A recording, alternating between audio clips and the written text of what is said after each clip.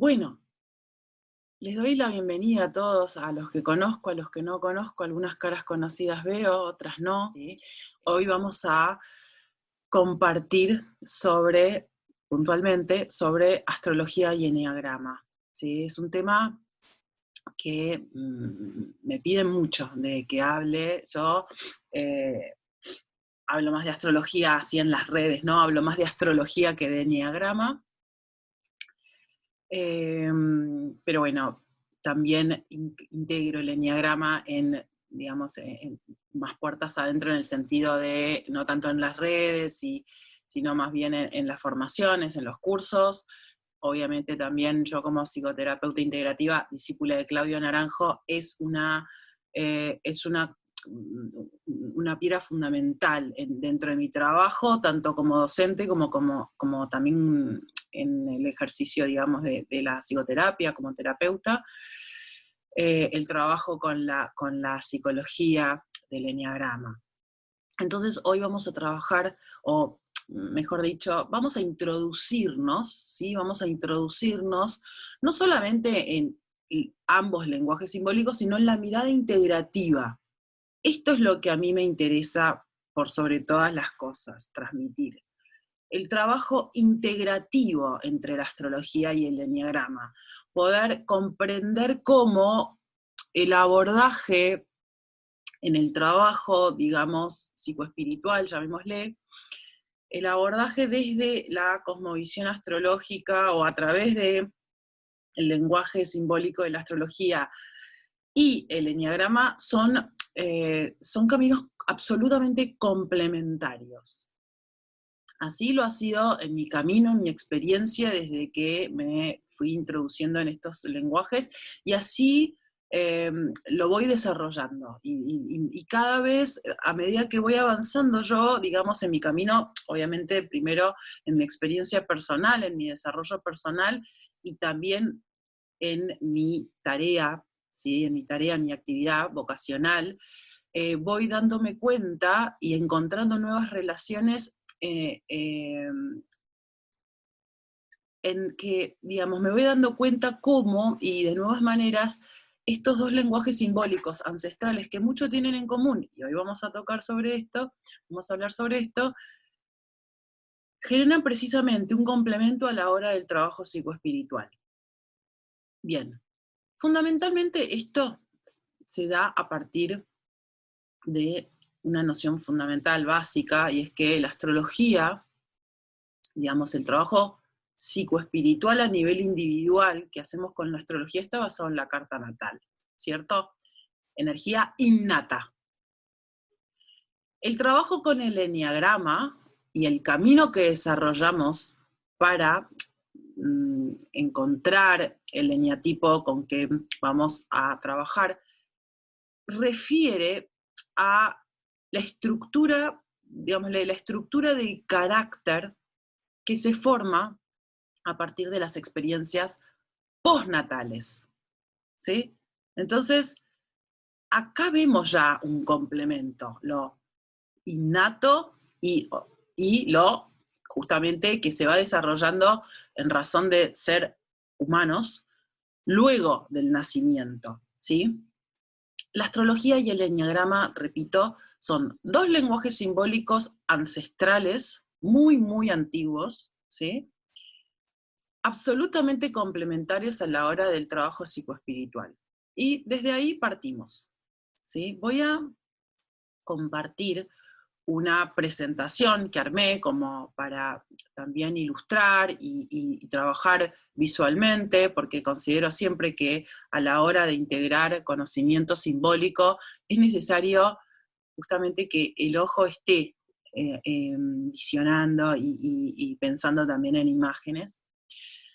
Voy a compartir una presentación y luego vamos a compartir entre nosotros, ¿sí? Así que yo los animo a que realicen preguntas, la pueden realizar a través del chat, para luego, ¿sí? De la presentación, poder justamente conversar, ¿sí? Y para aquellos, obviamente, que quieran hacerlo a viva voz, habrá también justamente esa posibilidad, ese espacio. Muy bien, entonces voy a subir la presentación.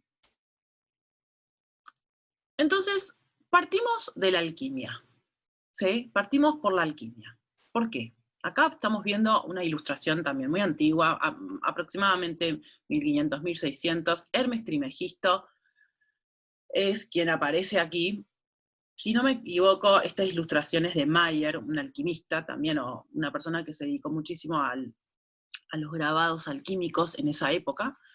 Hermes Trismegisto señala, por un lado, en su mano, digamos, derecha, con un globo, está cortada, un poquito cortada la imagen. Por otro lado, su mano izquierda señala la alquimia. Fíjense que no está señalando otra cosa que la conjunción de los opuestos. La alquimia Sol-Luna, ¿sí? Hermes Trismegisto, esta figura legendaria del antiguo Egipto, a quien se le atribuye, obviamente, todo el compilado, el corpus hermeticum, la filosofía hermética, padre fundamental del lenguaje astrológico, obviamente también de la alquimia. ¿Y por qué parto por la alquimia? Porque los lenguajes simbólicos todos tienen un nivel o un incluso propósito alquímico. Alquimia es integración y a la vez alquimia es trascendencia, ¿sí? Y lo que buscamos, o el trabajo, o el sentido, podemos decir, el sentido, el propósito del trabajo con los lenguajes simbólicos desde la perspectiva psicoterapéutica, es la trascendencia, es la integración y la trascendencia. ¿De qué? Del ego, ¿sí? Del ego. También la integración del cuerpo y el espíritu que somos, la comprensión bajo una nueva visión de quiénes somos, de dónde venimos y hacia dónde vamos. Parto por aquí porque tanto la astrología como el eneagrama son, decía antes, lenguajes simbólicos ancestrales, ¿sí? Muy, muy antiguos, ¿sí? Que se han utilizado para, en diferentes formas, pero sí para, de alguna manera, comprender con nuestra pequeña mente cómo fluye la energía cósmica, ¿sí? Y obviamente nosotros, los seres humanos, somos una porción de energía cósmica. Entonces, el sentido, el propósito psicoterapéutico de el trabajo con la astrología y el trabajo con el eneagrama es producir una integración que nos permita una trascendencia, alquimia, ¿sí? Una integración de lo alto y lo bajo, una integración de la luz y la sombra, el sol y la luna como los grandes opuestos en el cielo y en la psique, lo consciente y el inconsciente, ¿sí? Una integración del sol y la luna o lo consciente y el inconsciente para justamente a partir de esa integración poder trascender, y con esto me refiero, poder elevar la vibración, ¿sí? Hay muchas formas de trabajar la astrología, siempre lo remarco y lo remarco una vez más ahora. Hay muchas formas de trabajar la astrología, hay muchas formas de trabajar el eneagrama. Yo trabajo la astrología psicológica integrativa. ¿Qué significa esto? Obviamente una astrología simbólica, arquetípica, psicológica, que toma profundamente la obra de Jung como base, y la psicología transpersonal, que obviamente se erige en base a la obra de Jung. Eso por un lado. Y por otro lado, el eneagrama también se lo puede trabajar de muchas y diferentes maneras, y yo lo trabajo obviamente en base al legado, al gran legado que dejó mi queridísimo maestro Claudio Naranjo, ¿sí? La psicología del eneagrama, o la psicología, digamos, a través del trabajo con los eneatipos, ¿sí? Entonces, este es el encuadre, ¿sí? Y a partir de este encuadre vamos a encontrar diferentes relaciones que justamente ponen de manifiesto esto que decía al principio, y es que la astrología y el eneagrama son dos caminos absolutamente complementarios a la hora de trabajar, digamos, para el desarrollo de nuestro ser, para madurar nuestra personalidad, es decir, la integración de lo consciente y el inconsciente, ¿sí? Iluminar nuestras sombras, madurar nuestra personalidad, madurar nuestras, digamos, energías bajas, ¿sí? Para elevarlas y así desarrollar el ser. Trascender nuestro ego, ¿sí? No es posible si no tomamos primero conciencia del ego. Entonces, dentro de mi trabajo, incluso como astróloga, ha sido trascendente el cambio que yo he experimentado a partir de mi vivencia con Claudio Naranjo. Yo cuando lo conocí a Claudio, en el año 2012, lo conozco a Claudio, yo ya era astróloga, yo ya trabajaba como astróloga. Eran mis primeros años de trabajo como astróloga. Antes había estudiado abogacía, me había recibido en la Facultad de Derecho en la Universidad de Buenos Aires, cambié, digamos, hice un gran cambio en mi camino, empecé a estudiar astrología, digamos, de manera formal. En el año 2010 había empezado, 2010, 2011, 2010, 2011 empecé a trabajar como astróloga, ya trabajando también dentro de la terapia gestáltica. En el año 2012 lo conozco a Claudio Naranjo, digamos, entro de lleno a su escuela, y se transforma absolutamente mi trabajo con la astrología. ¿Por qué? Porque la vivencia, y esto es algo muy, muy importante de remarcar, la experiencia del trabajo psicoterapéutico a través del eneagrama, la experiencia de tomar conciencia de estos dos niveles, del yo pequeño y el yo superior, del ego y el ser, pero no a nivel cognitivo meramente, no a nivel intelectual o conceptual, no, sino como experiencia, hizo que yo introdujera, sin decirlo, ¿sí?, toda esa, digamos, dinámica de trabajo dentro del proceso psicoespiritual para la astrología, digamos, en mi consulta psicoastrológica, en los talleres, en los cursos de formación. Luego, obviamente, a partir del 2012, yo fui teniendo diferentes instancias dentro de la escuela, en los SATs, en la formación como psicoterapeuta integrativa, con Claudio, en diferentes retiros directamente, no solamente los SATs, retiros de meditación también, simposios, etc. Y el trabajo con la familia SAT, con la comunidad. Cuento todo esto porque es también, obviamente, un tema fundamental que hace a la integración que estoy intentando exponer, ¿sí? Cómo la astrología y el eneagrama son dos caminos que se complementan totalmente.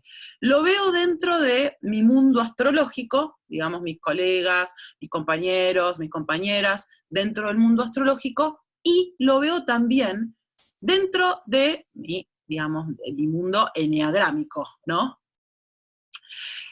La familia SAT, ¿no?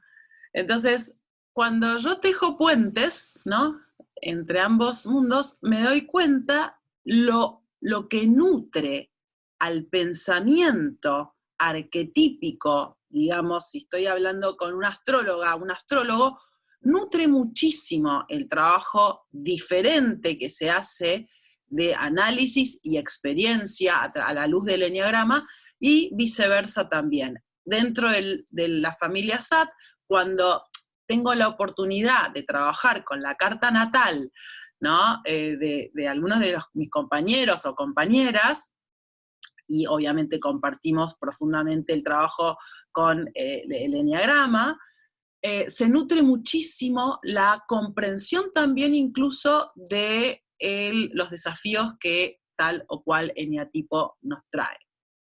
Bien, entonces, primer punto importante y que nuclea a los dos, o a asentar. No se puede trascender el ego si no se lo conoce. No se puede trascender la sombra si no se la mira de frente. Por eso parto de esta imagen. La alquimia sol-luna o la alquimia luz-sombra es también producto de una decisión.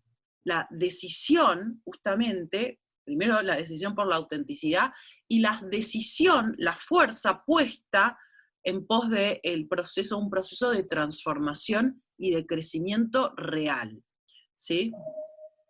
Bien, entonces la alquimia, obviamente, es, digamos, para los que conocen un poco la obra de Jung, la alquimia es también una piedra fundamental, ¿no? En todo su desarrollo, en todo su pensamiento, como psiquiatra, psicólogo, en toda su elaboración, en toda su obra, la alquimia es el eje. Y en el pensamiento de Claudio también, en el pensamiento de Claudio Naranjo también, en virtud de lo que venía diciendo, y también en el trabajo con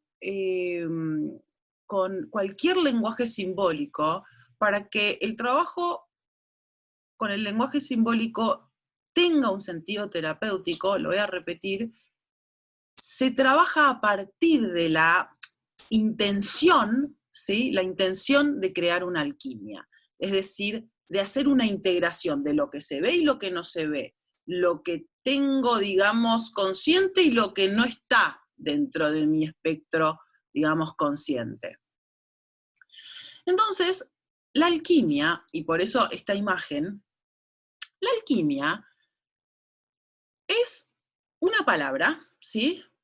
Que también se puede resumir en la ley del 3. ¿Sí? La alquimia significa, de alguna manera, una tercera entidad que surge a partir de la conjunción de los opuestos. Los opuestos, el 1, el 2, ¿no? Los opuestos, A, no A, cuando se unen, ¿sí?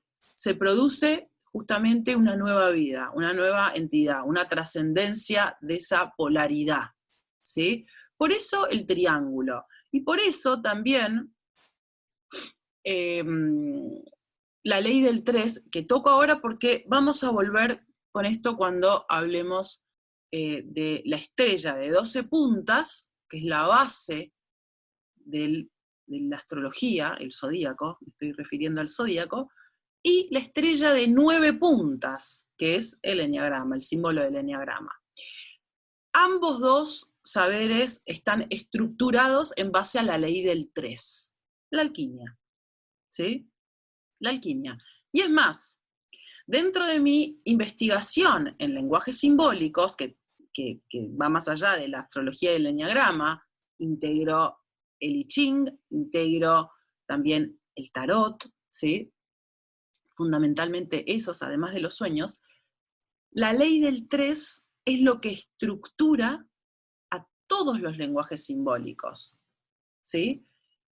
Y es lo mismo que estaba planteando antes, que la función terapéutica de los lenguajes simbólicos es la alquimia, ¿sí? Es la integración para la trascendencia, es la integración para poder ver más allá, para poder ver lo invisible. Eso invisible, ese más allá, ¿sí? Ya me orienta hacia una expansión de conciencia, un crecimiento real en mi capacidad de visión, en mi capacidad de comprensión, ¿sí? Entonces, esta es una imagen que está en un libro de un discípulo bastante famoso de Gurdjieff, ¿sí? Ahora vamos a citar mejor a Gurdjieff, George Ivanovich Gurdjieff, un filósofo ruso que ha sido quien introdujo en Occidente el trabajo con el eneagrama.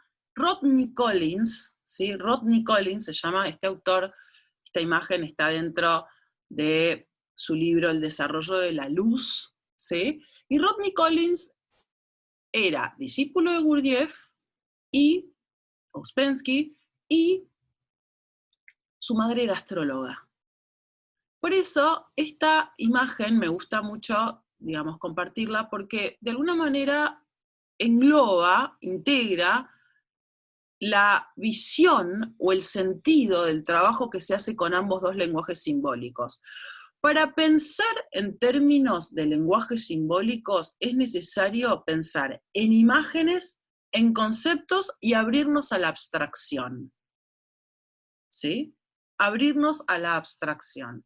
Pero las imágenes nos ayudan de alguna manera a bajar a tierra este nivel abstracto que traen los lenguajes simbólicos. ¿Por qué? Porque el lenguaje simbólico, el símbolo, es una ventana hacia el más allá. Y cuando decimos más allá, ya estamos en un nivel de abstracción. ¿Sí? No podemos hablar de más allá en un sentido tangible, físico. Cuando decimos más allá, estamos hablando de un sentido metafísico, trascendente, inmaterial, no manifiesto. ¿Sí? Entonces, abstracto. Pero por eso es tan interesante mientras aprendemos, sea en una clase abierta como esta o en cualquier curso, estimular el ojo para que el pensamiento por imágenes nos ayude también a comprender conceptos, ¿sí? Y bajarlos a tierra. Entonces, en esta imagen de Rodney Collins, en su libro Desarrollo de la Luz, el desarrollo de la luz, vemos, obviamente, el ser humano. Para aquellos que conocen astrología, aquí están situados los planetas, ¿sí? Mercurio, Venus, aquí está Júpiter, Saturno, aquí está Neptuno, ¿sí? Aquí está Marte, por ejemplo, ¿no? Más allá del significado que trae esto, lo que me interesa es ver cómo digamos, la relación entre el ser humano y el universo, ¿sí? La relación entre el ser humano y el universo es también un núcleo central en el trabajo con cualquier lenguaje simbólico. Los lenguajes simbólicos de alguna manera ponen de manifiesto, en la astrología y el eneagrama, la búsqueda del ser humano por, de alguna manera, integrarse, vincularse con esto que llamamos cosmos o universo, ¿sí? Comprenderse como gota, digamos, del gran mar o la gran marea del cosmos, o vincularse, encontrar su interconexión, ¿sí? Que no es otra cosa que buscar la trascendencia también, ¿sí?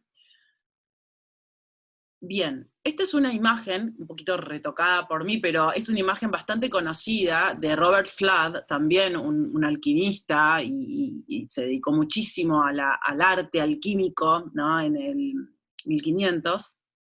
Robert Flood retratando la relación entre el microcosmos, el ser humano, y el macrocosmos, y cómo están gobernados por las mismas leyes, ¿sí? La vincularidad, la interconexión, la interdependencia, lo integrativo, estaba muy presente, o esta visión integrativa, este paradigma integrativo, estuvo muy presente en la época del Renacimiento, ¿sí? En el 1500, fundamentalmente, 1400, 1500, el paradigma integrativo estaba muy, muy presente de la mano de Giordano Bruno, simplemente para citar algunos, ¿no?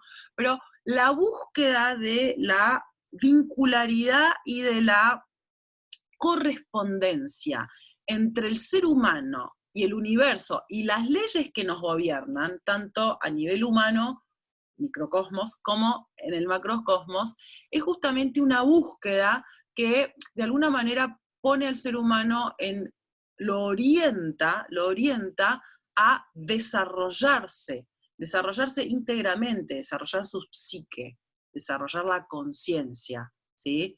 Desarrollar las virtudes, ¿sí? Desarrollar, digamos, pasar de los centros inferiores a los centros superiores del ser. Todos, por el hecho de ser seres humanos, todos tenemos tendencia a la sombra o a la oscuridad y a la luz también. Todos tenemos tendencia, la psique tiene tendencia a la fragmentación, a la escisión, a la enfermedad, a la oscuridad, y también tiene una tendencia a la integración, a la armonización, a la trascendencia y al desarrollo. El tema es de dónde nos situamos y desde dónde nos movemos en la vida realmente, no como idea, pensamiento o anhelo o el bla bla, sino en los actos de la vida, Y en este sentido, justamente, también incluso vemos aquí en esta imagen, obviamente los planetas, con la simbología astrológica y alquímica también, que comparten, ¿no? Obviamente la astrología y la alquimia comparten simbología, y acá están los signos, fíjense, la integración del ser humano y el universo, ¿sí? Que nos permite, repito, no solamente desarrollar nuestra psique, desarrollar virtudes, sino también ubicarnos, ¿no? En la vida, ubicarnos mejor para poder aportar algo también. Aportar, que nuestra vida de alguna manera cobre un sentido no para nosotros a nivel individual, sino para el mundo también, hacer un trabajo, recordar incluso, y esto en términos de Gurdjieff, recordar cuál es el trabajo que venimos a hacer aquí en la vida, cuál es la función que venimos a cumplir, la trascendencia, digamos, del ego, la trascendencia de la oscuridad, la trascendencia de la sombra, la trascendencia de la visión meramente mundana y carnal, es fundamental para el desarrollo de estas virtudes de las que hablamos. Y en este sentido, justamente, la astrología y el trabajo con la carta natal nos ayudan en términos, creo yo, el gran aporte que nos trae la astrología como herramienta psicoterapéutica es comprender nuestra psique natural, es decir, nuestra naturaleza humana. Por haber nacido en un momento del tiempo, y esto es lo que representa la carta natal, este gráfico, ¿sí? Es la foto del cielo en el momento que nacemos, es un momento del tiempo y el espacio, ¿sí? Este mapa, ¿sí?, nos muestra nuestra psique natural, las tendencias, digamos, psicocósmicas, ¿sí? Las tendencias naturales de los movimientos psíquicos, ¿sí?, que nos van a, de alguna manera, a llevar a manifestar en acciones, ¿sí?, esto que llamamos carácter, ¿no? Es la estructura de nuestro carácter visto visto a la luz de la relación cielo-tierra en un momento determinado.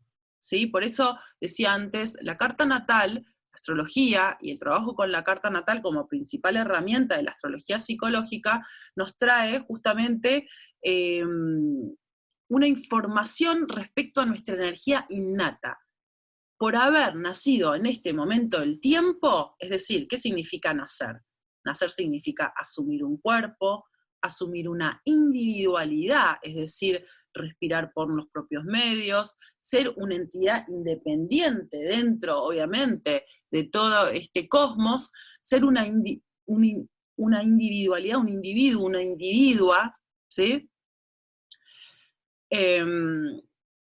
Y nacer entonces involucra no solamente esto que acabo de decir, sino aprender a vivir por los propios medios, obviamente. Y cada vez desde el nacimiento hasta la muerte se va desarrollando un proceso que llamamos vida, que tiene que ver con la búsqueda de la individuación y la trascendencia también, la integración también. Entonces la carta natal nos muestra con qué energía encarnamos, qué energía en el cosmos había al momento de que dimos el primer respiro, y a través de todas las gotas de oxígeno que inhalamos todo el cosmos en ese momento. En ese momento, ¿no? Imagínense el primer instante en que nacemos al mundo, somos una esponja pura, ¿no? Somos absolutamente hay una blandura total, ¿no? Una pureza total. Inhalamos esa energía y de alguna manera somos esa huella del cielo encarnada. Y esto, a partir de esta premisa, trabajamos con la astrología ¿para qué? Para conocer justamente la matriz arquetípica en que se apoya de alguna manera nuestro carácter, esto que llamamos carácter, nuestros instintos, nuestros movimientos. La astrología tiene muchas formas de ser trabajada, como todo gran saber, y tiene muchos elementos, y obviamente no se trata esta clase de profundizar, ¿no? Pero en cada uno de los lenguajes simbólicos, sino más bien observar la integración y cómo este complemento se va dando en pos de qué? De la alquimia, nuevamente, de la integración, digamos, del ego, tomar conciencia, me refiero, tomar conciencia de esto que llamamos ego, que es la estructura de nuestra personalidad a la cual estamos muy apegados y sin darnos cuenta, ese apego, esa identificación nos hace sufrir, nos encarcela, nos limita. Entonces,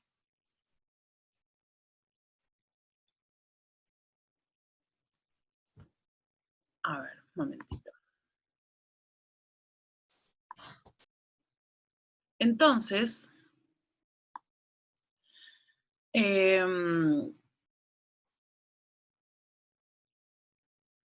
vuelvo. Bien, me desconcentré. Entonces, la astrología, a través de un lenguaje complejo, en el sentido de que son muchos matrices que se reúnen y se integran basados en la estrella de 12 puntas, ¿sí? El zodíaco. La astrología nos marca, es un lenguaje simbólico complejo en este sentido de que nos requiere que integremos varias matrices, varias capas, ¿sí? Para comprender o para interpretar una carta natal, y mucho más cuando avanzamos en el camino de la astrología y queremos incluir los ciclos y tránsitos, es decir, la carta natal en movimiento. Una frase de Jung. Vamos a hablar un poquito de Carl Gustav Jung.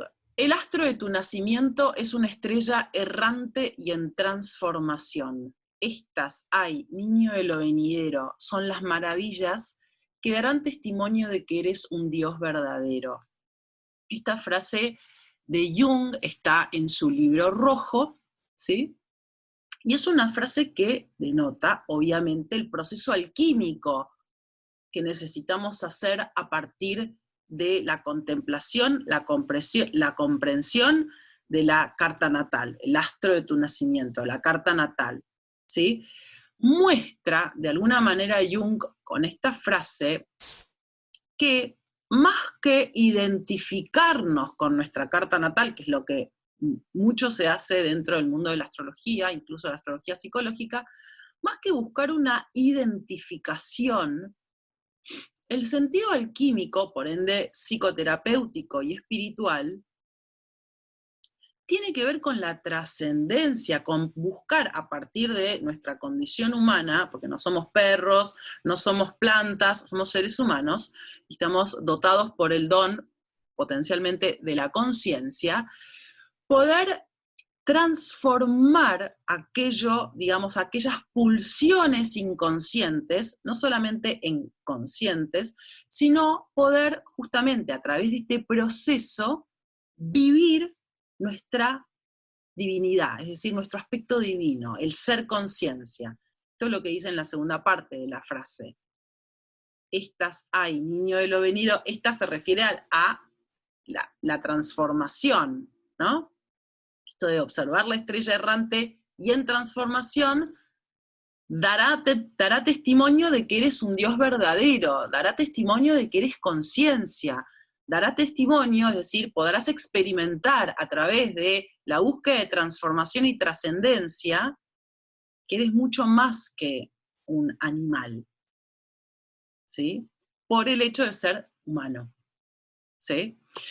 Jung, la influencia de la astrología en el pensamiento de Carl Jung es absolutamente notorio y patente para aquellos, obviamente, que conocemos astrología y conocemos la obra de Jung. Es patente. Además de que, obviamente, sabemos que Jung era astrólogo, trabajaba con las cartas natales de sus pacientes, una de sus hijas era astróloga, trabajó no solamente con la astrología, sino con varios lenguajes simbólicos también, sino con todos. Jung, por ejemplo, en su libro de sincronicidad, simplemente como para citar algo, elabora su principio de sincronicidad, gran aporte de Jung a la cultura, ni siquiera solamente a la psicología, sino a la cultura, lo elabora en base de un informe astrológico, una investigación astrológica. Jung ha trabajado muchísimo en la integración entre la astrología y la psicología. De hecho, él decía, tiene una frase que no puedo citar textualmente, pero que dice algo así: la astrología tiene mucho más que ofrecer a la psicología que la psicología a la astrología. Pero eso sí, dice Jung, la psicología tiene algo que ofrecer a la astrología y es un método. Él observaba, ¿no?, como era una persona muy culta, Jung, y a través de sus estudios del conocimiento antiguo y de la digamos, filosofía antigua, las escuelas espirituales de la antigua Grecia, etc., y la astrología a través de los siglos, él observaba que los astrólogos, las astrólogas, carecían de un método, es decir, un camino, un proceso, en donde toda esa información que podemos traer, digamos, o analizar a partir del lenguaje astrológico, cobre un sentido. Entonces Jung remarca esto, y dice, la psicología lo que puede aportar a la astrología es un método. Y esto es muy importante en términos de un proceso de conciencia. Sin método, cualquier tipo de saber o de análisis queda truncado. No se puede llegar muy lejos sin un método, ¿no? Porque el método hace al camino, ¿no? Y si bien, por ejemplo, Carl Jung no dejó una escuela, como sí lo hizo Claudio, él dejó una escuela, es decir, una escuela en el sentido de un espacio de trabajo y un método directamente asociado al trabajo, al camino psicoespiritual, que obviamente legó Claudio Naranjo. Carl Jung no dejó una escuela propiamente, pero obviamente dejó muchísimos discípulos y ponía este llamado, ¿no? Este llamado a que los astrólogos, las astrólogas, puedan tomar de la psicología un método de trabajo, para que obviamente esa alquimia, esa posibilidad de iluminar nuestras sombras, cobre un sentido trascendente y pueda generarse así un proceso de conciencia.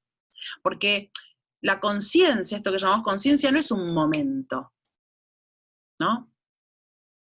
En todo caso, el desarrollo, mejor dicho, el desarrollo de la conciencia es un proceso que se va desarrollando durante toda la vida simplemente por amor a la vida, ¿no? Esto lo decía Claudio. La conciencia se desarrolla por amor a la vida, decía Claudio. Entonces, Jung trabajó toda su vida. El libro rojo él lo empieza a realizar en el año 1913, ¿no? Él, recordemos, Jung muere en 1961.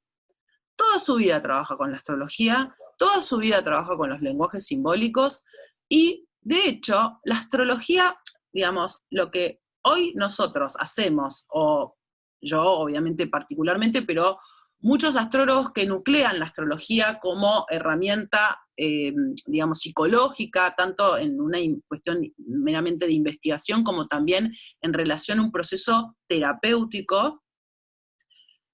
La astrología psicológica existe gracias a la obra de Carl Jung. No existiría, o bueno, no podemos saber, pero si hay una persona o dos personas que podemos citar simplemente, o tres también, que han desarrollado la astrología en términos psicológicos, primero Dain Rudyard, absolutamente inspirado por la obra de Jung, contemporáneo a Jung, Dain Rudyard, que de alguna manera genera una revolución dentro de la astrología, porque promueve por primera vez una astrología humanística, ¿no? Dain Rudyard, Lis Green, quien obviamente vive, Lis Green, gran astróloga y psicóloga junguiana y maestra, gran maestra, ¿sí? Y Stan Grof. Stan Grof, que hace muchísimos años, 30 años que trabaja con la astrología y directamente dice, también todavía vivo Stan Grof, padre de la psicología transpersonal, absolutamente toda su obra inspirada en la obra de Jung. Stan Grof no solamente trabaja con la astrología, sino que dice directamente que la astrología es una de las principales, o es la principal herramienta psicoterapéutica del siglo XXI.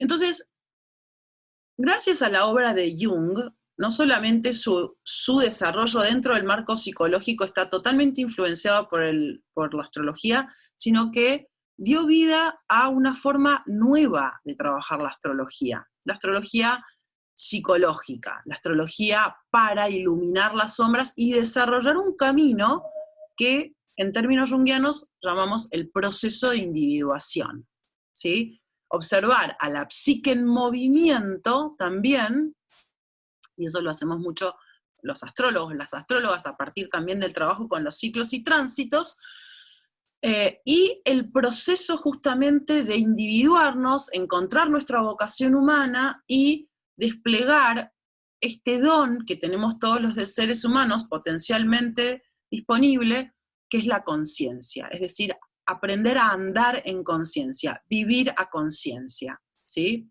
Y obviamente eso implica la congruencia, la verdad y la autenticidad. Estos mapas de Andrea Cellarius, ¿no?, que nos ayudan, estos mapas de 1600, 1660, más o menos, nos ayudan a ver cómo el zodíaco, la principal, matriz simbólica de la astrología, refiere a la estrella de 12 puntas, ¿sí? Es repito, obviamente, un nivel de abstracción para comprender, como decía al principio, para comprender las leyes del cosmos, ¿sí? Y nuestra vincularidad, nuestra relación, nuestra interrelación como seres humanos con el nivel trascendente, ¿sí? La estrella de 12 puntas, que es el zodíaco, es la integración de la ley del 3 y la ley del 4. La ley del 3 es la, digamos, representación o refiere a la energía cósmica del cielo, lo no manifiesto, la creación a nivel celestial. La ley del 4 es la representación de la materia, la tierra. La astrología, obviamente, es un lenguaje que integra cielo-tierra, ¿no? Ley del 3, ley del 4, ¿sí? Los 4 elementos por las 3 modalidades de energía o ritmos, ¿sí? La estrella de 12 puntas, entonces, el zodíaco, es la integración de estas 2 grandes leyes cósmicas, obviamente marcando también siempre la ley del 1, está presente la unidad, la integración, y en astrología también está muy presente la ley del 2 también. Entonces, a través de muchas formas diferentes y aplicando incluso estas leyes que citaba recién, vamos trabajando con la astrología, al menos conmigo, para conocer el ego, para tomar conciencia de esas pulsiones del carácter que no vemos, ¿sí? Esos puntos ciegos, ¿sí? Que no vemos hasta tanto, de alguna manera, alguien o algo o una experiencia nos abre los ojos y nos permite darnos cuenta, ¿no? Esos puntos ciegos que nos permiten, repito, tomar conciencia del ego para aprender a contenernos o a guardarnos de esa tentación que es actuar desde el piloto automático, desde aquello que tenemos muy fácil y muy, muy conocido y nos hace sentir seguros, ¿no?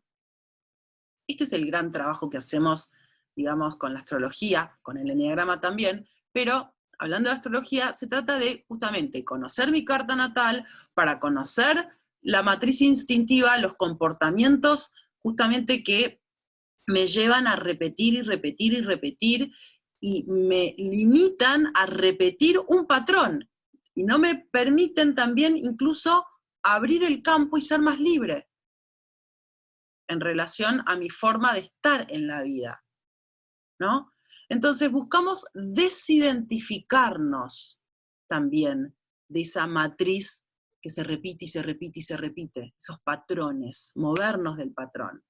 Pero no me puedo mover de un patrón que no conozco, ¿no? Entonces trabajamos, y bueno, en este sentido, obviamente en nuestra escuela hacemos una formación de 3 años con diferentes etapas. En el primer año, sobre todo, se trabaja en este sentido, conocer el ego para poder aprender a guardarnos de su tentación, ¿no? Aprender a movernos del patrón y ver que, porque por más de que muchas veces me dicen, pero suena muy bonito, pero al momento de hacerlo es difícil. Claro, involucra una toma de conciencia y el poder de voluntad, pero al momento de que lo logramos, cuando hay un momento, una experiencia en la vida que nos muestra que podemos hacerlo, eso es tan, tan fuerte y tan poderoso que eso nos anima a más. Y ese es el desarrollo real, ¿verdad? Entonces, basados en el zodíaco, y obviamente también a partir del zodíaco, la contemplación del orden planetario, hablando en el lenguaje astrológico, el orden planetario, la matriz, entonces, energética, el zodíaco, la matriz planetaria, la matriz de las casas astrológicas, se van, y otros temas también, los aspectos, obviamente los ciclos y tránsitos, se va tejiendo una forma de trabajo a nivel personal para tomar o cultivar la conciencia individual, tomar conciencia del ego, para así poder justamente empezar a vislumbrar lo que está más allá del ego, que es mi ser. Por eso llamamos nuestra formación, digamos, un proceso de astrología para el desarrollo del ser, ¿sí? Para el desarrollo del ser, para madurar la personalidad y poder desarrollar el ser y crear desde el ser, actuar desde el ser, vivir desde el ser, que es mucho más rico para uno, para el otro y para el todo, que desde el ego, ¿sí? Frase de Jung, dice, nuestra psique está formada en armonía con la estructura del universo, y lo que sucede en el macrocosmos sucede igualmente en los rincones infinitesimales y más subjetivos de la psique. La relación macrocosmos-microcosmos, el modelo de la psique en consonancia o en correspondencia, mejor dicho, con el orden cósmico, está basado en el orden planetario, ¿sí? Carl Jung, uno de los más importantes pensadores del siglo XX, sin duda, y que poco se lo ha comprendido en su tiempo, se lo tachaba de muchas maneras, y que cada vez más se lo conoce y se lo trabaja. Por otra parte, y por eso esta imagen que elijo para hacer este traspaso, por otra parte el eneagrama. Y fíjense que en esta imagen están ambos dos lenguajes simbólicos. Esta es una imagen de Athanasius Kircher, que fue más o menos en el 1700, un místico jesuita y un, alquimista también, que trabajó muchísimo con la magia natural, el conocimiento arquetípico, el número. Fíjense, acá están los cuadrados, los famosos cuadrados numéricos, no me voy a detener mucho en esto, pero aquí vemos justamente la integración cielo-tierra. Aquí están los planetas y su simbología, hasta Saturno, porque hasta ese momento se conocía únicamente hasta Saturno. Urano, Neptuno y Plutón se los conoce, ya a Urano 1781, luego el siglo siguiente Neptuno, y en el siglo XX a Plutón. Y arriba encontramos la estrella de 9 puntas, que si bien no es exactamente la figura del eneagrama, y ahora vamos a ver por qué lo digo, pero sí pero sí ya hay una integración, obviamente, entre la estrella de 12 puntas y la estrella de 9 puntas. El triángulo en el centro, la ley del 3, fíjense, la ley del 3, el ojo de conciencia, ¿sí? Cielo, fíjense que el eneagrama, o esta estrella de 9 puntas, llamémosla estrella de 9 puntas, es como el centro del sol. Se dan cuenta que aquí están los rayos, ¿verdad? Se dan cuenta también cómo los símbolos, las imágenes alquímicas y el arte incluso también nos ayudan a pensar en términos de lenguajes simbólicos. Aquí está el sol, ¿sí? Aquí está el sol, aquí la tierra, obviamente, estos dos seres, digamos, uno con un compás que refiere obviamente al conocimiento, ¿sí? Del cosmos y geométrico, otro con un libro sagrado y la estrella de 5 puntas. Aquí está el sol, y ahora vamos a retomar esto. El sol, la imagen, podemos decir que el sol es el gran espíritu, podemos también referir al sol como el arquetipo de lo que llamamos Dios, ¿no? El gran espíritu, ¿sí? El gran espíritu que de alguna manera se manifiesta en 9 tipos psicológicos. El eneagrama. Decía hace un momento que el eneagrama fue introducido en Occidente por George Ivanovich Gurdjieff, ¿sí? Este filósofo, alquimista también, sin duda, que justamente tenía su escuela y su trabajo particular, ¿no? con el eneagrama, no tanto en relación a la psicología del eneagrama, que esto más lo desarrolla Claudio Naranjo, ahora vamos a hablar también de él, pero Gurdjieff, que fue, repito, quien introduce la figura del eneagrama antiquísima, ¿sí? de origen sufí, ¿sí? El trabajo, el eneagrama,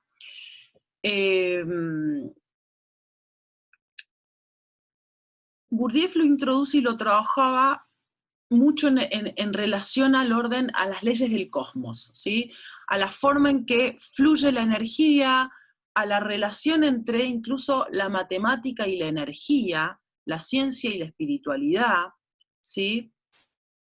Y este místico, que era Gurdjieff, este místico trabajaba muchísimo también en relación a el eneagrama y el movimiento, decía, a través de la danza, ¿sí? A través de la danza. Este símbolo, luego, uno de los discípulos también de Gurdjieff y Ouspensky, también por quien conocemos a Gurdjieff incluso, Oscar Ichazo, un maestro, digamos, que conoce Claudio Naranjo, ¿sí? Conoce en los 70, lo conoce, y que venía desarrollando ya Ichazo lo que él llamaba el protoanálisis, ya una visión más psicológica del eneagrama, ¿sí?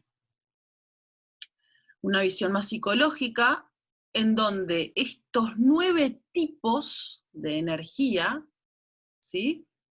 Se relacionaban con 9 formas de carácter, ¿sí?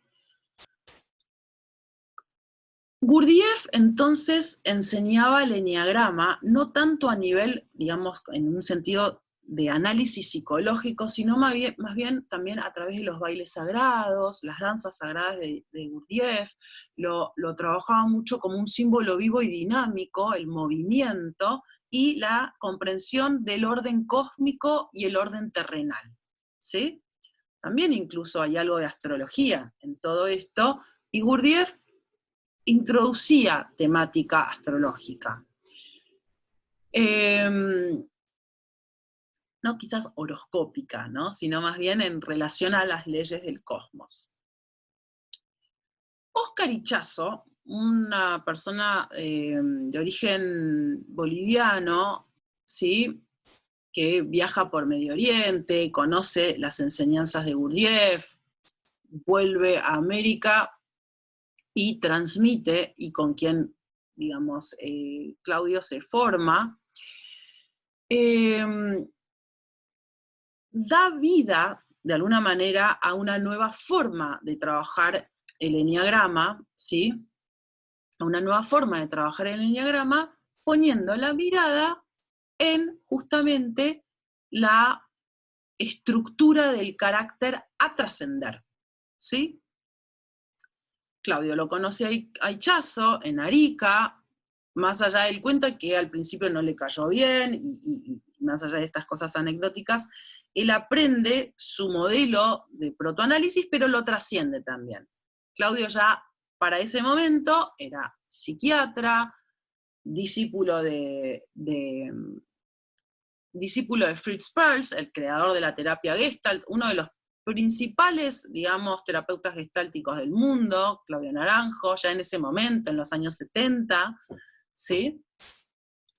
Y comienza, a través de también su visión mística de la vida, porque Claudio era muy espiritual, en el sentido de que trabajaba más allá de lo psicológico, trabajaba en la integración de diferentes caminos espirituales para el desarrollo integral, ¿no? Entonces comienza a trabajar con este lenguaje simbólico en pos de el desarrollo, o el desarrollo del ser, o podemos decir la maduración de la personalidad, ¿sí? Y este proceso, este camino psicoespiritual. Entonces, el eneagrama es una estrella de 9 puntas. Lo vemos aquí, ¿sí? Y me interesa que podamos observar diferentes partes en que se forma o que conforma esta estrella de 9 puntas. Por un lado, el círculo. Porque esta estrella tiene un círculo, ¿sí? El eneagrama tiene un círculo. El círculo refiere a la ley del uno, ¿sí? A la unidad, a la integración, ¿sí? Por otro lado, el triángulo central. Triángulo central. El triángulo central del eneagrama, veíamos recién, ¿no? Está aquí, lo vemos aquí. El triángulo central del eneagrama refiere obviamente a la ley del 3, ¿sí? A la ley del 3 que estructura todo el lenguaje simbólico, incluso más allá de los lenguajes simbólicos. Las ciencias, las tradiciones espirituales también están estructuradas por la ley del 3. La tríada o la trinidad es parte de todo tipo de, digamos, elaboración o estructuración, orden en la ciencia y en la espiritualidad.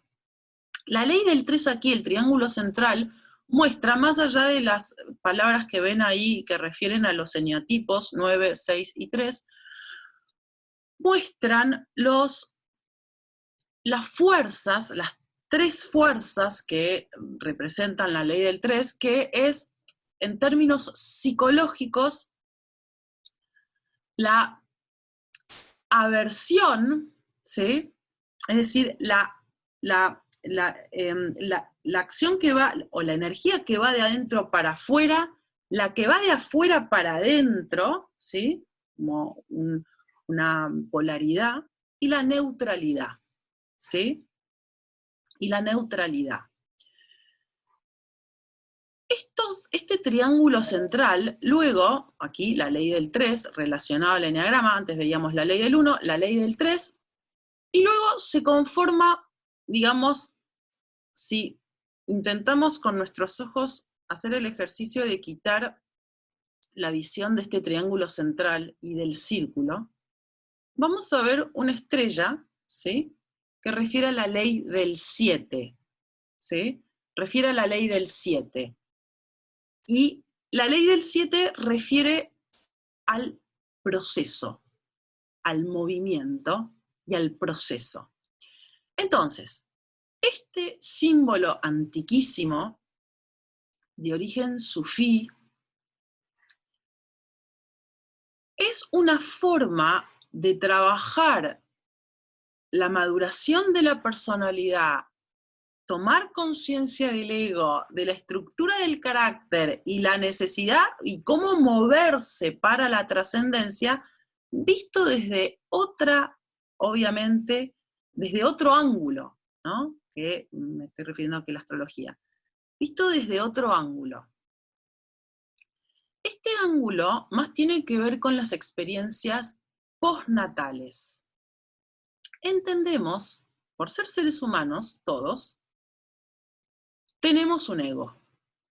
O sea, esto tiene que ver con la condición humana. El ser humano es un ser social. Para presentarme ante un otro, necesito definirme. Necesito, de alguna manera, voy construyendo una máscara, una persona, una personalidad, ¿sí? También esto se da en virtud de nuestra necesidad, profundamente, nuestra necesidad de amor, ¿sí? Entonces, desde que nacemos, o a partir de que nacemos, y en virtud de si somos primer hijo, segundo hijo, si mamá está, si mamá no está, obviamente el carácter y la estructura de carácter de nuestros padres también, y nuestro medio, hace que nosotros vivamos experiencias, obviamente postnatales, y nuestra forma de estar en la vida y de reclamar amor, y también incluso de protegernos, se cristalice, ¿sí?, bajo una determinada dinámica. Entonces se va conformando esto que llamamos personalidad, carácter o ego, incluso también neurosis, ¿no? Eso está detrás de todo ello. Entonces, el gran aporte que hizo Claudio Naranjo fue integrar la psicología al estudio o al trabajo con el eneagrama, o dicho de otra manera, integrar el trabajo con el eneagrama para un desarrollo psicológico, pero no meramente en relación a una investigación o intelectual, sino un proceso de desarrollo, un método psicoterapéutico para conocer el ego, conocer la estructura de carácter, ¿sí?, y aprender a contenernos de esas tentaciones de actuar desde ese lugar, porque vamos viendo, a partir de todo el camino experiencial fundamentalmente, esto es pura experiencia, sin experiencia no hay proceso de desarrollo ni con la astrología, ni con el eneagrama, ni con ningún, ¿no?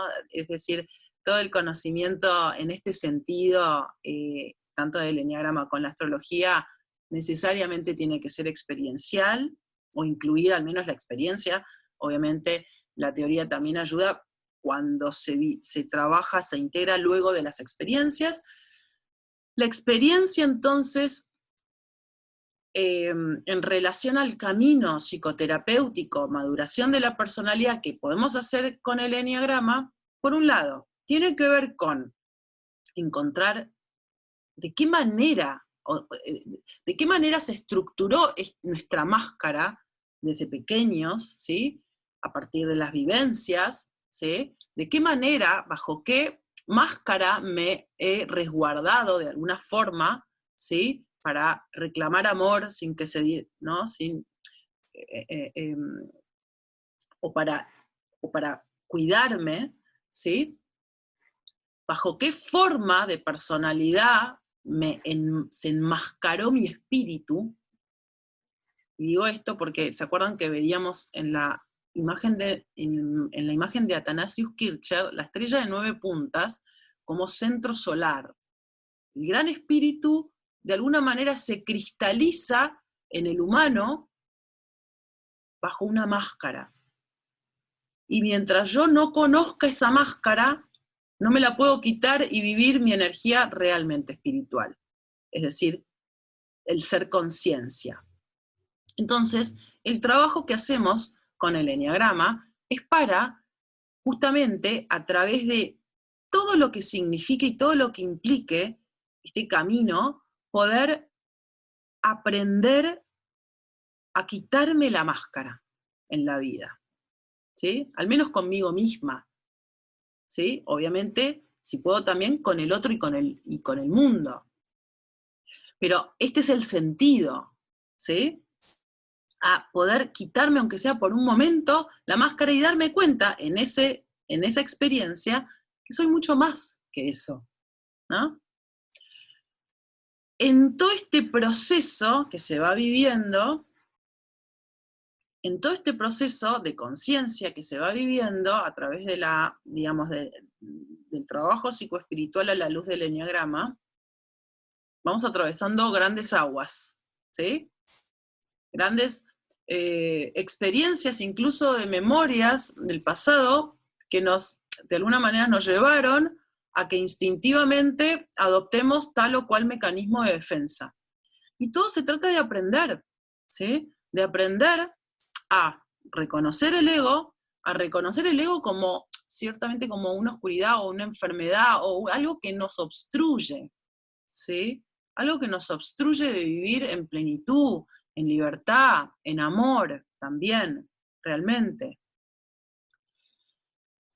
Decía antes que el trabajo con el eneagrama y con la astrología es pura experiencia, o sea, se puede leer, obviamente, sobre eneagrama, incluso hay algunos test por ahí, por la web, se pueden hacer, no digo que no, pero el trabajo profundo con el eneagrama y el trabajo con la psicología del eneagrama, si se quiere hacer de forma profunda y comprometida en un camino de años, la escuela SAT de Claudio Naranjo, ¿sí? Porque me imagino que tal vez quizás varios se estaban preguntando en relación a esto. La escuela SAT de Claudio Naranjo está en todos los países del mundo. Pueden buscar en la web Escuela SAT de Claudio Naranjo, más allá de que en nuestras formaciones y en nuestros cursos y formaciones integramos el eneagrama a otros lenguajes y otros procesos, ¿sí? Pero netamente el trabajo con el eneagrama experiencial se realiza, al menos desde mi sugerencia, en la escuela SAT de Claudio Naranjo. Esta es el emblema de la escuela SAT, ¿sí? Este es el emblema de la escuela SAT, es una escultura de Totila Albert, el maestro y principal mentor de Claudio. Totila Albert, La Tierra se llama. Y fíjense que es de alguna manera la integración, el entrelazamiento entre el hombre y la mujer, mostrando también la alquimia, obviamente, que se produce, una totalidad que se produce más allá de las individualidades, o la conjunción de los opuestos. Claudio Naranjo dejó un gran legado, ¿sí? a nuestra cultura misma, ¿no? Y dejó una escuela, y para mí es muy importante ponerlo, en primer plano esto. Dejó una escuela, con lo cual dejó no solamente una familia, sino dejó un proceso que, a título personal, yo en mi vida me ha cambiado trascendentemente, el cambio fue trascendental, y también con muchos compañeros, amigos, incluso también alumnos y alumnas que se fueron introduciendo también a la escuela SAT luego de formarse en astrología. Dejó un gran legado, Claudio, en relación, al igual que Carl Jung, dejó un gran legado Claudio Naranjo. Él falleció hace 2 años, se lo conoce obviamente, no quizás tanto como a Carl Jung, ¿no? Obviamente, porque también no solamente son personas diferentes, sino que también Jung murió hace muchos años, y yo los relaciono, no solamente porque ambos dos son mis maestros, sino porque, si bien Claudio yo no lo he escuchado mucho hablar de Jung, yo sé que él se formó también con una gran junguiana en Chile, ¿no? Y él tenía mucho de junguiano, Claudio, de alquimista, y son dos hombres, son dos psiquiatras que han aportado mucho al trabajo con la, digamos, integrativo de los lenguajes simbólicos, sin ninguna duda, como vías terapéuticas, como herramientas para la maduración de la personalidad y el trabajo para desarrollar el ser, para vivir desde el ser, para poder soltar esa máscara del ego y ubicarnos desde otros centros, ¿no? Desde un centro, podemos decir, un centro más elevado, ¿sí? En la vida, comportarnos desde otro punto de referencia. Obviamente que esto que podemos exponer en una clase es una introducción y una visión. Justamente lo que a mí me interesa en este sentido hoy es que quede asentada esta visión integrativa complementaria del trabajo entre la astrología y el eneagrama, y esta relación entre Jung y Naranjo también. Esta relación entre Jung y Naranjo. Hicieron algo obviamente diferente, pero parecido. Una matriz común. ¿Sí?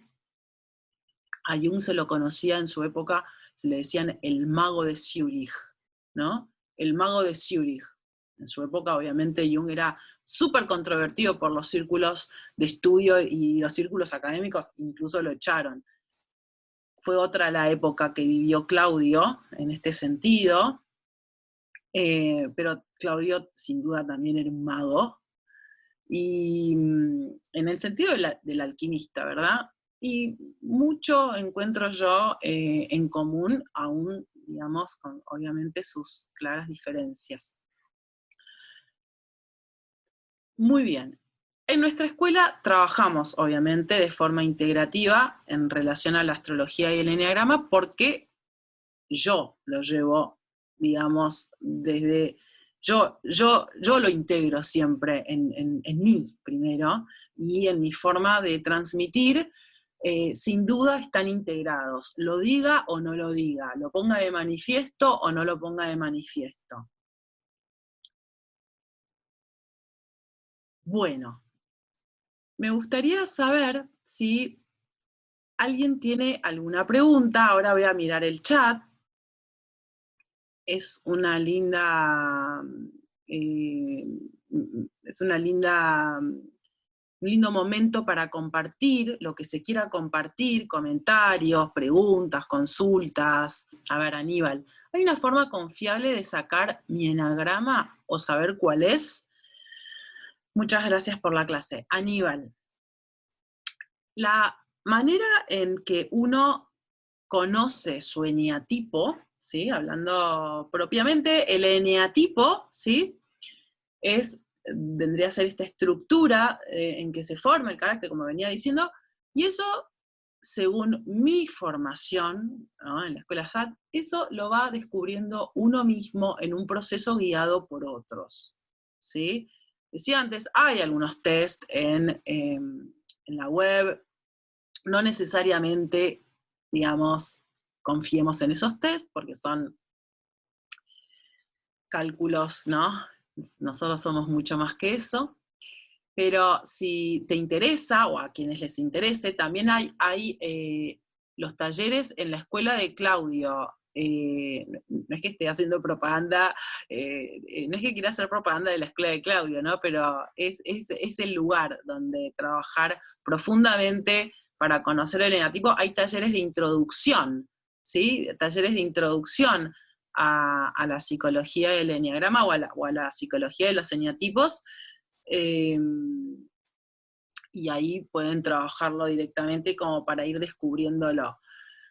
Pregunta Laura, desde la carta natal, ¿se puede observar el eneatipo? No es lineal, Laura, pero sí ayuda.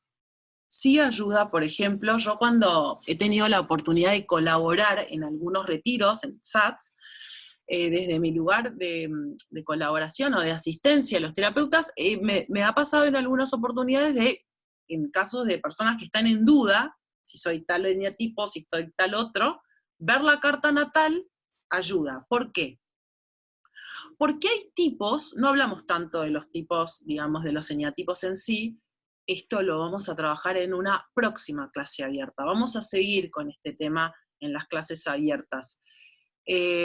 Hay 9 eneatipos, 3 corresponden, ¿sí? Hay 3 tipos dentro de los eneatipos que corresponden a la acción, ¿sí? A la acción. Otros 3 tipos que son emocionales, a la emoción como principal núcleo, digamos, de estructuración del carácter. Y otros 3 tipos que son los tipos mentales. Entonces, fuego, agua, aire, ¿no? Hablando de astrología para los que sí me siguen, una persona con mucho aire en su carta natal, no quiere decir esto que linealmente corresponda a un eneatipo de tipo mental, pero nos da una pista, ¿sí? Tengamos presente, primero, que ningún lenguaje simbólico arquetípico tienen una relación análoga, ¿sí? No se puede hacer una analogía, es decir, no es un arquetipo igual en relación a otro arquetipo de otro lenguaje simbólico, pero, y además tengamos en cuenta que la carta natal refiere a la energía innata y la estructura del carácter también incluye, obviamente, no solamente la energía innata, sino también todas las experiencias postnatales. ¿Sí?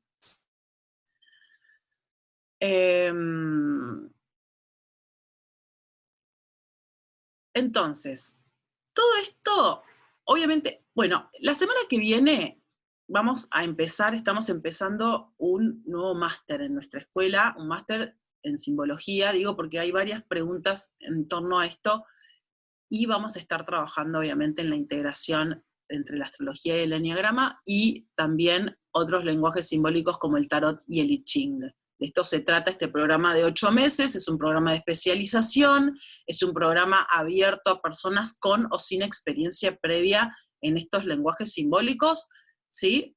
Obviamente, abierto y invitados todos, invitadas a que puedan mirar en nuestra web, elcielo.latierrayo.com.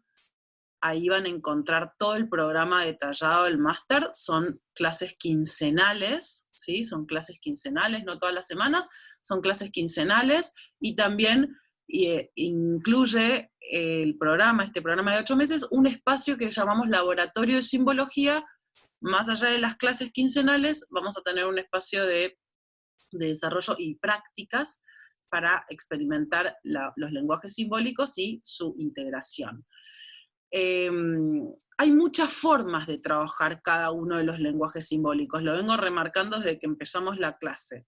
Mi principal línea de investigación hoy por hoy y de trabajo es en la integración de los lenguajes simbólicos. Y una premisa fundamental, decía recién, es comprender que los arquetipos referentes a los diversos lenguajes simbólicos no están relacionados de una forma análoga. Es decir, yo puedo decir que el arquetipo, o el arcano, mejor dicho, del tarot, la justicia, ¿sí? El arcano 8, la justicia, tiene un componente libriano. Tiene un componente libriano. Al igual que puedo pensar que dentro del eneagrama, el eneatipo 3 tiene un componente libriano, pero no es Libra. No es, digamos, eneatipo 3 igual Libra, no. Hay componentes arquetípicos porque el arquetipo en sí, sea en relación a cualquier lenguaje simbólico, es una estructura energética, ¿sí? Es un campo energético, ¿sí? Entonces no hay una relación directa entre un arquetipo de un lenguaje simbólico con otro lenguaje simbólico, ¿sí? Pero sí puntos en que se unen, ¿sí? Puntos en que se unen, y en relación a estas uniones, sin duda hay una sinergia que se produce en la integración de lenguajes simbólicos.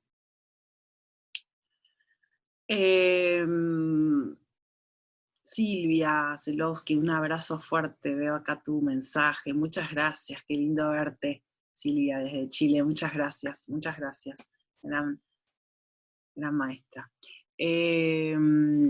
A ver, otras preguntas que veía.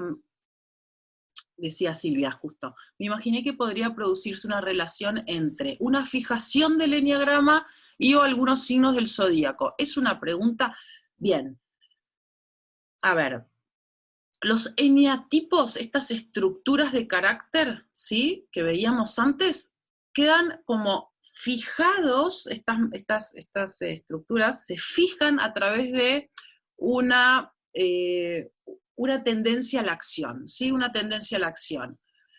Hay una relación, ¿sí?, o podemos encontrar relaciones trabajando con el caso concreto. Esta es mi forma de trabajar en integración entre la astrología y el enneagrama. No se puede hacer generalizaciones, porque estamos tratando de personas.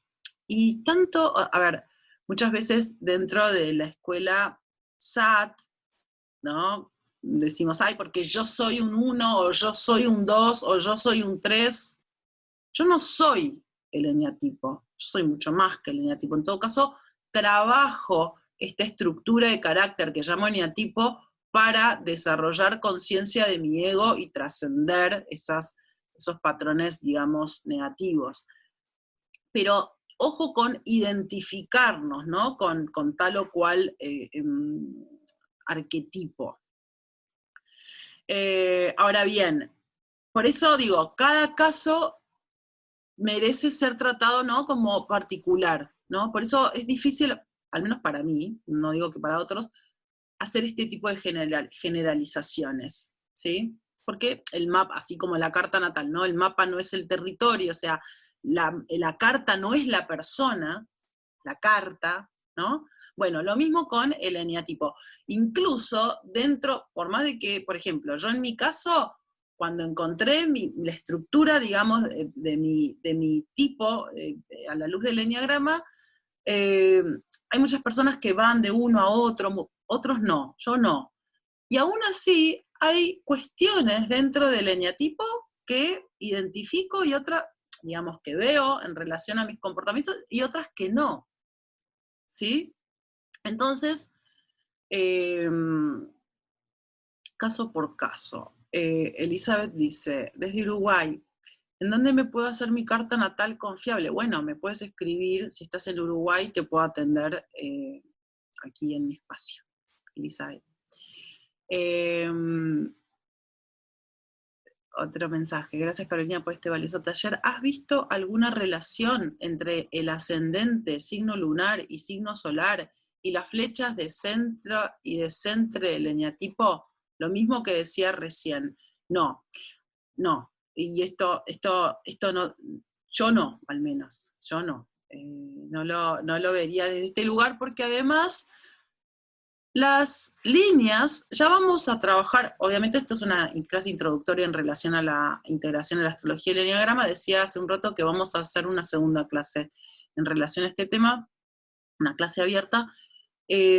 Las líneas del eneagrama marcan el movimiento de centramiento y descentramiento de los eneatipos, ¿sí? Esto no tiene que ver tanto con, digamos, la confluencia o la tríada dentro de la carta natal que refiere al sol, luna y ascendente, ¿sí? El sol lo consciente, la luna el inconsciente, el ascendente una porción consciente y otra inconsciente, un poco y un poco, ¿no? Pero como que tiene una visión distinta. Ismael dice, en la filmina de Collin, de Rodney Collin, has nombrado que los planetas, Júpiter, Luna, Venus, están también dentro del cuerpo humano y están en relación con el Sol. ¿A qué te refieres? ¿Con qué correspondería? ¿Con los chakras? ¿Con el sistema endocrino? Rodney Collins trabajó muchísimo con el sistema endocrino. Él trabajó muchísimo con el sistema endocrino y El desarrollo de la luz es un libro que se puede encontrar en PDF en Google. Lo digo por si te interesa, Ismael. A ver, los planetas, incluso la relación entre planetas y eneatipos, hay diferentes visiones.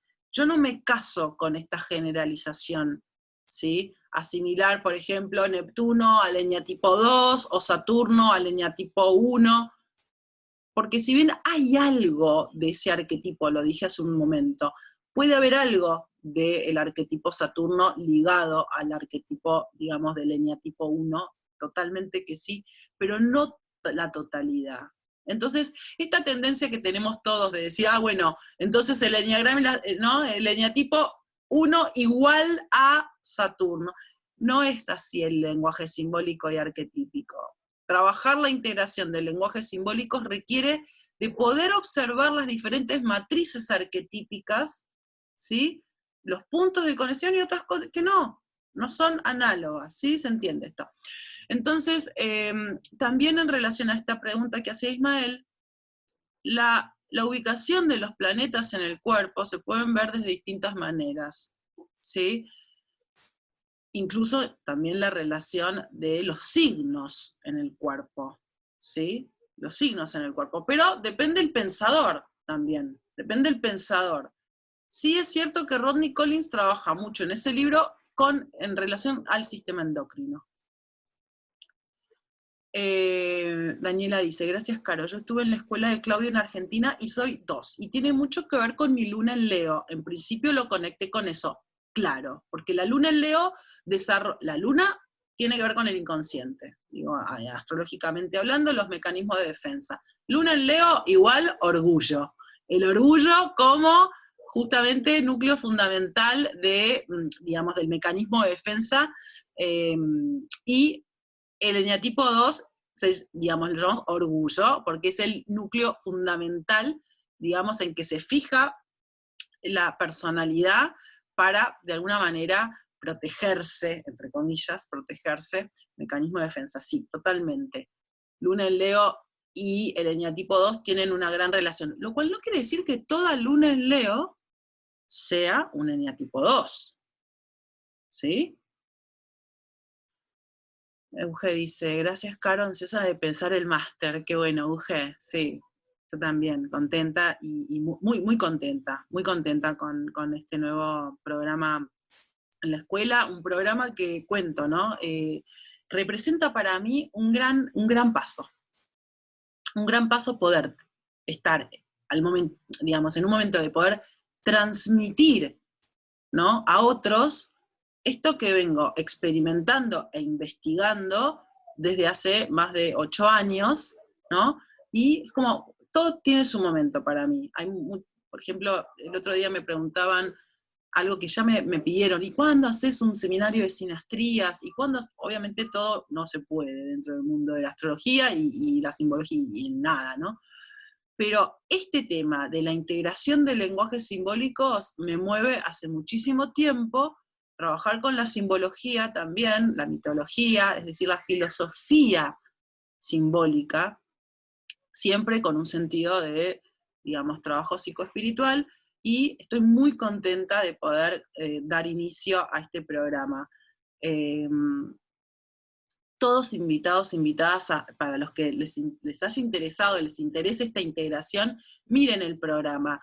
Miren el programa porque yo no sé si lo voy a volver a dar en vivo el año que viene. Si sienten ganas, más que necesidad, sienten ganas de participar, escríbanos, ¿sí? Escríbanos si también necesitan alguna facilidad para hacerlo, ¿sí? Estamos abiertos y abiertas a recibirlos también en ese sentido.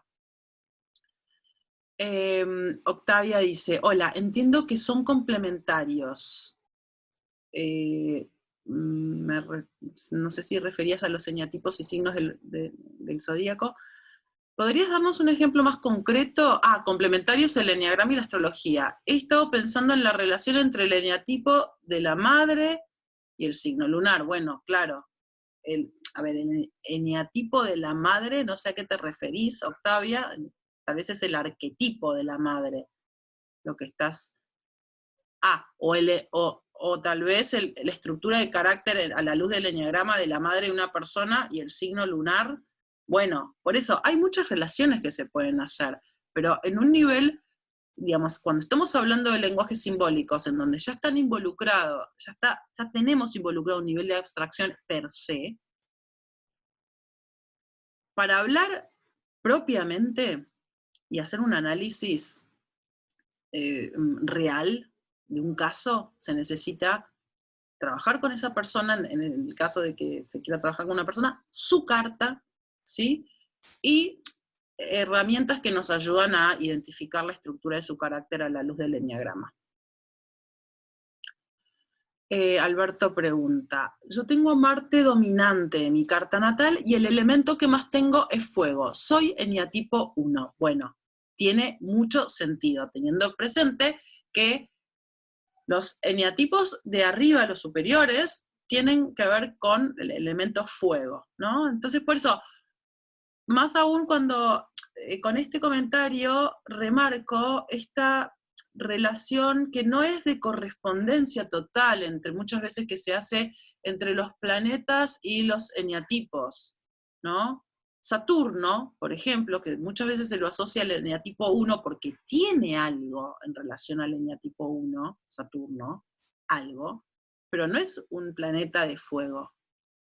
Y sin embargo, una persona con mucho fuego, ¿sí? Y Marte dominante, conozco muchas personas de carta natal mucho fuego, que trabajan en eneatipo 1, ¿verdad? Entonces no es lineal, no es lineal. Algo muy importante para relacionar lenguajes simbólicos. Bueno, Elizabeth dice, lo mío ni idea, eneatipo 9 y creía que era Aries hasta hoy, pero acá figura Aries hasta el 19 de abril y yo soy del 20 de abril. Bueno, eso hay que ver la carta natal. Eso hay que ver la carta natal. Bueno, muchas gracias a todos, a todas por los lindos saludos. Muchas gracias. Yo me entusiasmo y puedo seguir hablando. A ver, Ismael pregunta, en el máster de la integración de los lenguajes simbólicos, ¿qué métodos para experimentar los símbolos? Vamos a generar experiencias, vamos a generar prácticas, ¿sí? Prácticas entre las personas que van a trabajar en el grupo, ya estamos armando el grupo, es un lindo grupo que se está armando, van a haber prácticas entre ustedes y también de forma grupal, conmigo también. Por eso también vamos a tener, además de las clases, el laboratorio de simbología, el laboratorio, y también las sesiones individuales conmigo. Entonces va a ser un trabajo que va a integrar, obviamente, un componente teórico, pero mucha práctica y experiencia. Desde la primera clase vamos a aprender a justamente generar un proceso de psicoexploración, ¿no? Exploración psicológica a través de diferentes lenguajes, ¿sí? Cada lenguaje va a tener un momento, no es que vamos a hacer todos los lenguajes en todo momento, sino que vamos a ir eligiendo con cuál trabajar, ¿sí? Por etapas. Es un programa de 8 meses, ¿sí? Así que muchas gracias a todos, me alegra muchísimo que les haya gustado la clase. A mí también me gusta compartir esto y les agradezco de que estén ahí del otro lado porque obviamente le da sentido a mi dar también, ¿no? Saber que hay quienes les interesa esto que tengo para contar. A ver, otra pregunta que me llega por aquí. Tengo dudas sobre mi enatipo. Los terapeutas igualmente. Sol en Cáncer, Luna en Aries y Ascendente Virgo. ¿Qué puedes decir entre los enatipos 3 y 9 para ayudarme? No, en este sentido, lo siento, Rubia, pero en este sentido hay que hacer un trabajo, hay un trabajo en todo caso cara a cara. Me puedes escribir, podemos combinar para una sesión o algunas sesiones y trabajar en este sentido, ¿sí? Trabajar en este sentido, pero son temas muy profundos como para tomar a la ligera, obviamente. Encontrar el propio eneatipo, y más si se tiene una duda, quiere decir que vienes trabajándolo, requiere, ¿no?, de un trabajo más sólido para llegar realmente a una conclusión posible, ¿no? Así que me puedes escribir directamente, me puedes escribir.